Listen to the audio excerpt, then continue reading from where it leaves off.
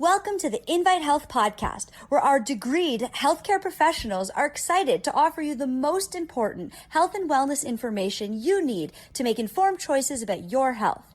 You can learn more about the products discussed in each of these episodes and all that Invite Health has to offer at www.invitehealth.com/podcast.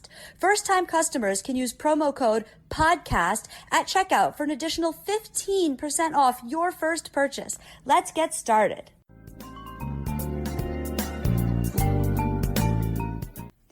Okay, welcome back to part 3 of our episode, Heart Attack Symptoms in Women, How They Can Differ from Men, which I would say is a crucial thing to know. In part 1, we discussed the symptoms of a heart attack in women. It's not always crushing chest pain. It could be nausea. It could be dizziness. It could be all of a sudden quick onset fatigue. Important to know these things because, you know, a woman might think she has a viral infection or food poisoning, and it's really a heart attack. And if the lady waits too long before going to the emergency room, more damage has happened to their heart. It's more dangerous. So my name is Jerry Hickey. I'm a nutritional pharmacist. I'm also the Senior Scientific Officer over here at Invite Health, and I want to thank you for tuning in once again to the Invite Health Podcast. You can find all of our episodes for free wherever you listen to podcasts, or just visit invitehealth.com/podcast. We have well over 400 podcast episodes up on our website now. Please make sure you subscribe and leave us a review. You can also follow us on Facebook, Twitter, and Instagram at Invite Health. All the info on this episode is linked in the episode description, so I really want to get going. This is a really important thing to me. I love my wife. I love my granddaughter. I love my 2 daughter-in-laws. I want to keep them all healthy, and I want to keep you healthy. So let's discuss coenzyme Q10. Coenzyme Q10 was discovered in the earliest part of the 19th century over in Japan, but a lot of the research took place in Texas in the 1950s. And Texas is an ongoing good hotbed of research on coenzyme Q10. And there's actually a Japanese company now called Kanika that supplies a more advanced form of coenzyme Q10 called ubiquinol. They started that maybe 10 years ago down in Texas. That's the kind we use. It's really important to know that. I'll tell you the difference. Coenzyme Q10, when it's converted to ubiquinol, allows you to use oxygen and calories for energy. It's like that ever-ready pink bunny. It just keeps on going. It allows you to make energy. This is involved with your brain, with your heart, with everything. All the energy in your body requires coenzyme Q10. But it has to be converted into ubiquinol for that to happen. If it stays as coenzyme Q10, there's no benefit from it. But here's the catch. Diabetics have a terrible time converting coenzyme Q10 into ubiquinol, so they're much better off using ubiquinol. And also, as you grow older, the level of ubiquinol declines in your body because it gets increasingly more difficult to convert CoQ10 into ubiquinol. And another activity of ubiquinol, it gets deep into the furthest recesses of your cells and cleans them out, so it keeps your body going and it keeps it younger. Not just energy-wise and heart-wise and brain-wise and neurologically-wise, but also as far as antioxidant activity. It gets deep into the deepest recesses of your cells and cleans them out. Most antioxidants don't even get inside the cell. Never mind clean out the deepest recesses of your cell, called mitochondria, where you actually create energy. Now, at the age of 40, you start to lose your ability to convert CoQ10 to ubiquinol at about 1% per year. So by the time you're 49, you've lost 10% of your ubiquinol. Not a big deal. But in your 50s, that doubles.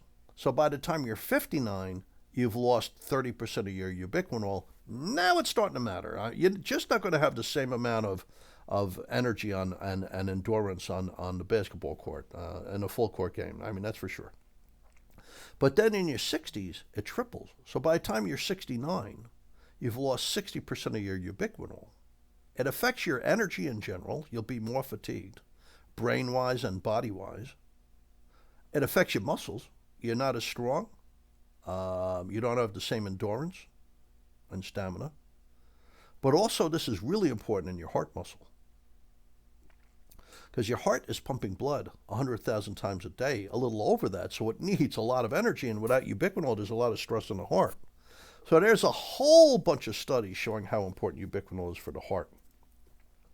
For instance, they did a series of studies in Northern Europe, and one of the first studies, raising ubiquinol levels in older people, they had more vitality, they had more energy to go outside and be active and enjoy their life, they had a better quality of life, they had fewer trips to the hospital. It meant something. So they did more advanced, bigger, longer studies, and they were finding out that when you gave elderly people ubiquinol, it actually cut way down on the number of people, both women and men, who died as a consequence of something wrong with their heart, like heart failure, a heart attack, sudden cardiac death, arrhythmias, etc. Because when you increase the amount of ubiquinol in the heart, you're taking a lot of pressure off the heart, and the heart's less likely to go into an arrhythmia or have a heart seizure or suffer from not enough oxygen, etc., ischemic events. So it really meant something. So it cut down on the number of people who died from related to the heart, like a heart attack, by 53% in both men and women, older men and women. When they did the blood test, the heart was younger. They looked at things like NT-proBNP, which would indicate the health of the heart. It showed the heart was younger. And when they did the imaging tests, like the nuclear stress test and the EKGs, the heart was younger. It was beating better. The ubiquinol reversed aging of the heart by decades. You could increase the age of your heart with high cholesterol, high triglycerides, smoking, not exercising, eating a lot of greasy, fatty, sugary foods. All those things age your heart. So what makes your heart younger? Exercise, getting enough sleep, eating your vegetables and fresh fruit, avoiding bad foods, not smoking, being careful with pollution, like all those fires, breathing in all that dust from the fires over in the Southwest. That stuff ages the heart. So they saw that older people on ubiquinol, their hearts were younger. Then they did studies on people with heart attacks who suffered with heart failure, which is a really scary condition. And heart failure, and a heart attack, part of the heart has died. So the strategy of the heart is to increase in size and volume to make up for that, but it's a failed strategy because the heart stiffens and it gets harder. The heart remodels, it stiffens, it's harder for the heart to beat and pump blood. And when you have severe heart failure, it's as dangerous as advanced cancer. I mean, when you have stage 4 heart failure, it's really dangerous. And they found when they raised ubiquinol levels in people with heart failure, it was keeping them alive. It was cutting down on future heart attacks. It was keeping them out of the hospital. It was reducing the level of heart failure. Their symptoms were improving, like their fatigue and their dyspnea, which means it's hard for them to breathe. That was all improving. It really meant something. They showed in a whole bundle of studies, older people in general, men and women, when you give them ubiquinol, it gets rid of fatigue, it improves their energy, it improves their physical performance if they exercise or play a game like tennis or pickleball. So it really meant something. So here's the journal Curious, and they're looking at, can ubiquinol levels reduce your risk of a heart attack? And the answer was yes. The answer was yes. They found out that people, when they raised their level of ubiquinol in their blood, it cut the incidence of non-fatal heart attacks, and it cut the risk of really advanced, dangerous heart attacks. So, I mean, that's a pretty amazing result. Here's regular coenzyme Q10, but they're giving it by infusion. This is a very interesting study. It's in the journal Circulation, a journal of the American Heart Association. And they took a group of people who had heart attacks, and 6 hours after the heart attack, they randomly assigned them to having coenzyme Q10 or a placebo. It was 49 people. Their heart attacks were so severe they needed cardiopulmonary resuscitation. They gave them hypothermia. They gave them either coenzyme Q10 or placebo, but they gave it to them by infusion at first and then by mouth. And it cut back on their risk of dying dramatically. At the end of an initial amount of time, they found, after 3 months, most of the people given the CoQ10 were still alive, but only 29% of the placebo people were still alive. So let's look at that. After 3 months, after being released from the hospital. Only 29% of the people on placebo were still alive, where 68% of the people on the CoQ10 were still alive after a massive heart attack. It meant something. Now, there's a lot of evidence showing ubiquinol is good for the heart. So I'm not going to read you any more of these. It's more of the same, really. But let's talk about some things to look for, some things to look out for. Warning signs. Women more commonly have a condition called spontaneous coronary artery dissection. It's when one of the blood vessels in the heart tears. So that could block your blood flow, and it can lead to really severe chest pain. It could feel like a heart attack. Women are more likely to have this, especially soon after pregnancy. Now, there are things that improve the health of your arteries. The fish oils, the cocoa, the green tea, the magnesium, eating fresh fruits. Don't have fruit juice. Don't have fruit sauces like applesauce. Don't have dried fruit. There's a lot of sugar in dried fruit. After all, you'd probably only eat a handful of grapes, like 10 grapes. But if you had raisins, you'd have hundreds of raisins. That's a lot of sugar. You don't want that. It's bad for the heart because your triglyceride levels will go up, and eventually your bad cholesterol will go up, because eventually triglycerides will convert into something called VLDL, very low density lipoprotein. That converts to intermediate level LDL and ILDL. And eventually that becomes LDL, low density lipoprotein. I'm sorry, that would be called IDL, intermediate density lipoprotein, but eventually it becomes LDL. So you want to eat fresh fruits like an orange. It's great for making collagen, which is lining your blood vessels. You want to eat berries, dark berries, because they have polyphenols in them called punicalagins that the good bacteria in your intestines convert into alligotannins, which is excellent for the structure of the heart and the circulatory system. So you want to eat fresh fruits like that, like 2 servings a day. And you want to eat a lot of vegetables like green leafy vegetables and beans. And you also want to eat the best nuts like walnuts or almonds or pecans. Even pistachios are good because they have a little bit of lutein in them, which is great for the brain, the eyes, and the heart. So that's something. There's also broken heart syndrome. I mean, this doesn't usually happen in a man. Broken heart syndrome usually happens in a woman. It's actually called stress-induced cardiomyopathy. Cardiomyopathy means there's inflammation and damage in the heart. The heart's getting damaged. The heart is sick. So you see this frequently. You would see this not frequently, but more frequently in women. So it's caused by something very emotional, like a divorce, or somebody in your family died that was really close to you. And you have a big gush of stress hormones released from your adrenal glands. On top of your kidneys, there's these little triangular glands. They do a lot of things, but one of the things they release is stress hormones. And what happens, part of the heart can get bigger and it can't pump blood as well. It's kind of like a heart failure. This can lead to chest pain. But if you treat it quickly, you can recover from broken heart syndrome. Now, menopause.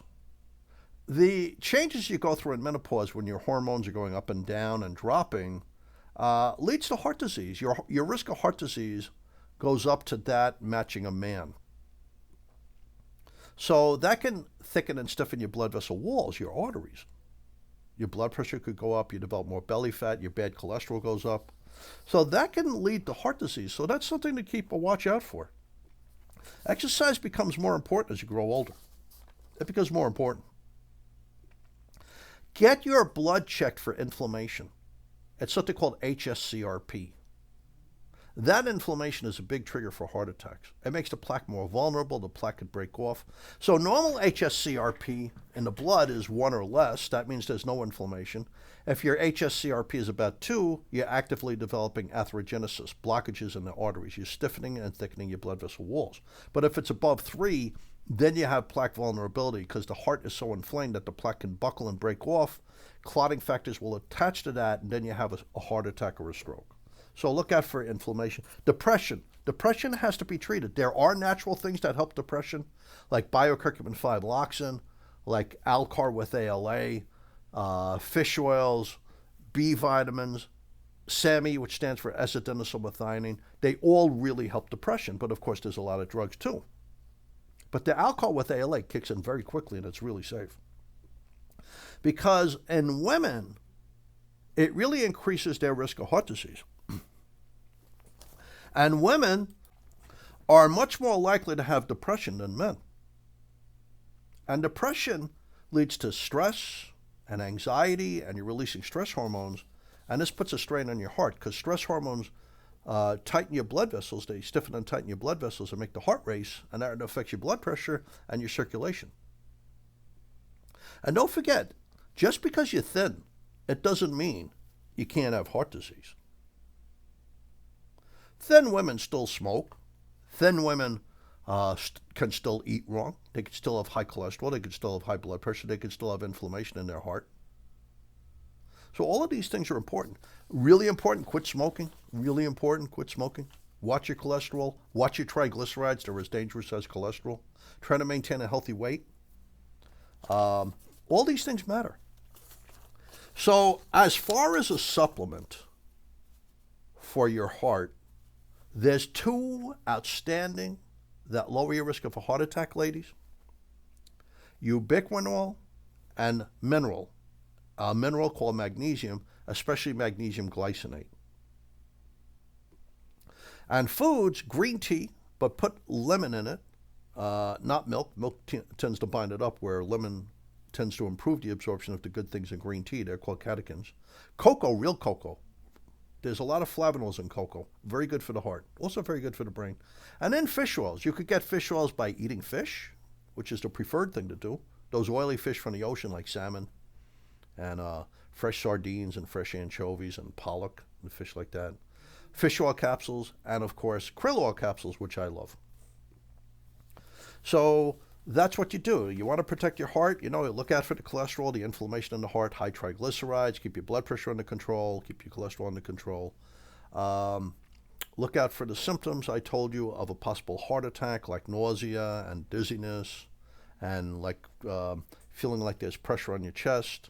Have your real cocoa, have your green tea, take your magnesium and your ubiquinol, and get fish oils into your body somehow, and get your exercise, especially when you're over 40, because it really, really matters. So thank you for tuning in to the Invite Health Podcast. You can find all of our episodes for free wherever you listen to podcasts, or visit invitehealth.com/podcast. Please subscribe and leave us a review. You can also follow us on Facebook, Twitter, and Instagram at Invite Health. I hope to see you next time on another episode of the Invite Health Podcast, and thank you so much for joining us. Jerry Hickey signing off.